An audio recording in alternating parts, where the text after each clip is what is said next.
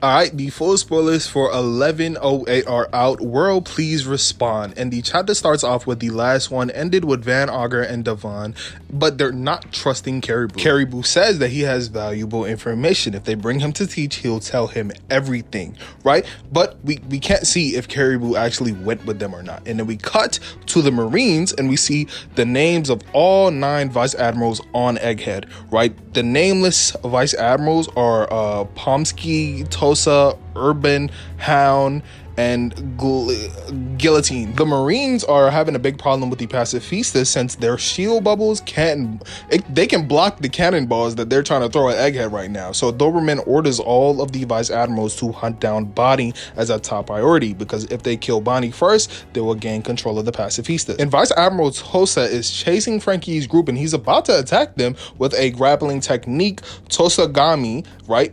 Urt T bite chew, and that has the equivalent power of 10 Shigans. However, Tosa is crushed by Dory and Bragi. They just use normal attack. And then Dory and Bragi leaves Frankie groups with some giant warriors to bring back to their ship. And Bonnie tells them that Luffy, Sanji, Vegapunk are still in the middle of the island. So Dory and Bragi start heading over there. And then Dory says, Vegapunk, he must be the man that Scholar told us about. And Scholar, I think he means Saul, or he could be meaning someone else, but I think it's Saul. And then we go over to Vice Admiral Bluegrass, who is riding a sea beast weapon with a Doll. And Bluegrass is asking Doll if she has ever seen the strength of the giants. And Doll answers she worked under Saul's command for 20 years. And then we see nothing about Zoro, Jinbei, Brook, Usopp in the chapter. And then we cut to Luffy's group, and Vegapunk tells Luffy and Sanji that they don't need to take care of it anymore. They don't need to protect them anymore. Vegapunk once thought that about like escaping the island, but he just changed his mind because, you know, he's about to die anyways.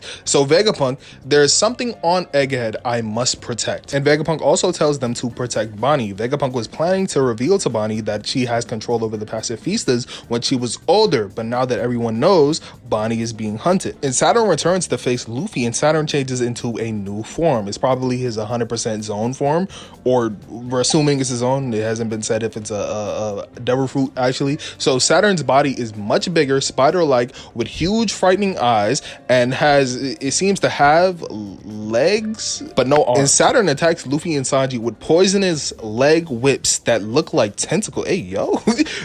And Luffy avoids all of them, joking around. You know, he Gear 5, he like everything funny to Luffy. And then Sanji carries Vegapunk and escapes from Saturn's attacks too. And remember, Vegapunk said if he moves, he'll die. But so Vegapunk is in pain, and he's telling Sanji, ow, ow, ow, hey, I told you, I said to leave me, Sanji. And Sanji like, yeah, just sit still, wait. And then suddenly Kizaru appears, kicks Sanji. Oh my God, we was doing so good last week, bro. That don't count. He snuck him. That was a sneak. And Vegapunk falls out of Sanji's arms, right? And Kizaru stabs Vegapunk with his light sword. And then Luffy sees what's going on, and he tells Sanji to carry Vegapunk and run. Then Luffy transforms into Gigant Giant Luffy, and he is serious. And then in a double page spread, Luffy grabs Saturn's head with his left hand, and with his right grabs Kizaru's body. And Kizaru out here coughing up blood. Luffy saying, hey, there's no way I'm letting you guys go. And Sanji and Vegapunk are now away from the battle, and we can see Giant Luffy in the distance. So Sanji got out of there quick with his swiftness. Remember, that's my goal. He fast as shit, right? Sanji is surprised to see that Vegapunk is smiling despite his wound. And Sanji is confused. He's shaking him. Hey, Vegapunk, are you dead? What's with the smile? And then we cut to Punk Records lab, and Vegapunk's face suddenly appears on the screen and starts talking. And Vegapunk says, hello, test, world. Please respond. I am Dr. Vegapunk, the genius scientist. The message that I am about to say may shock you all, but it is the truth of this world. And that is the end of the chapter. No break next week. Yo, I'm making a video. I'm making a video. It ain't no break next week, but I gotta make a video on the One Piece world being cooked, because the One Piece world is cooked. Okay, you got Vegapunk is about to reveal the truth behind the world. All the shit with Emu, all that shit. He about to do a big lore bomb on the whole world if the world picks up. But imagine the world just doesn't pick up his call, right? So he's about to do that.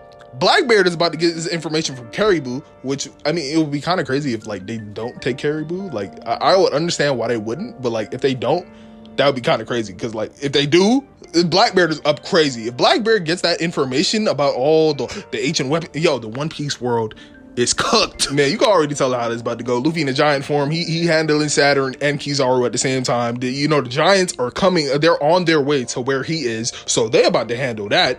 And then they about to dip and go to Elbaf. Yo, I love how the end of this arc is going, bro. But let me get this full chat to some of you out to y'all. Hey, man, subscribe for the spoilers next week when they come out. I'll try to get these out as fast as possible. So I'm gonna do that right now.